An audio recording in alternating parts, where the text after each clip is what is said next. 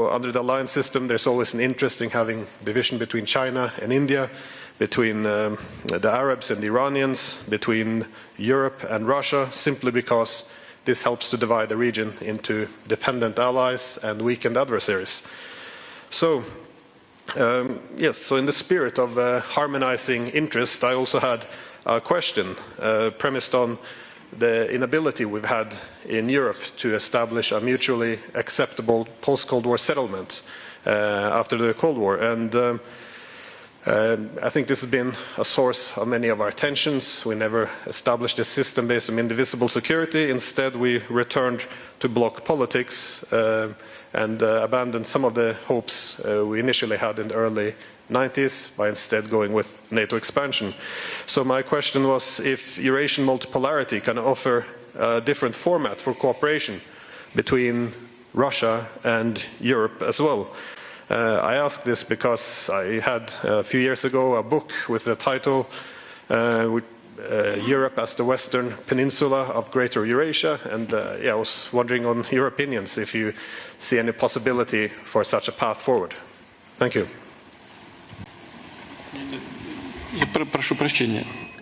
Please forgive me. Sorry.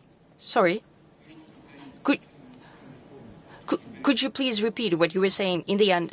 Could you formulate the question yet again, please? Sorry. Well, my question was premised on the idea that across Eurasia we've seen many countries being able to overcome their differences, their political differences, through economic connectivity. We see this, for example, the deals the Chinese were promoting between the Arabs and the Iranians.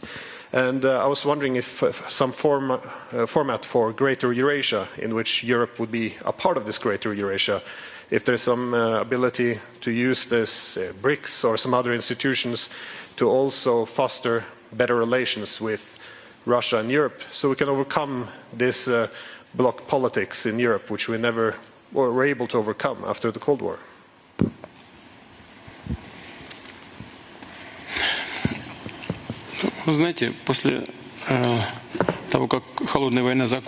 After the Cold War ended, there was a chance to overcome this bloc thinking and the bloc politics. I can repeat it. After the Cold War came to an end, there was a chance to overcome the bloc mentality and the bloc politics. However, as I mentioned in my statement, I'm quite sure that the US simply didn't need that. It seems that they were possibly scared that they would lose control over Europe. They wanted to maintain it, and they're still doing so. Moreover, they strengthened their grip over it. But I wanted to say that at some point, it would lead to the weakening of that principle of complete subjugation. You know, what I'm saying right now is not anything bad. I don't want to, blame someone or anything, God forbid. But we see that many European countries, most of European countries that are NATO members, to the detriment of their interests, are conducting actions that benefit the US politics and the US economy.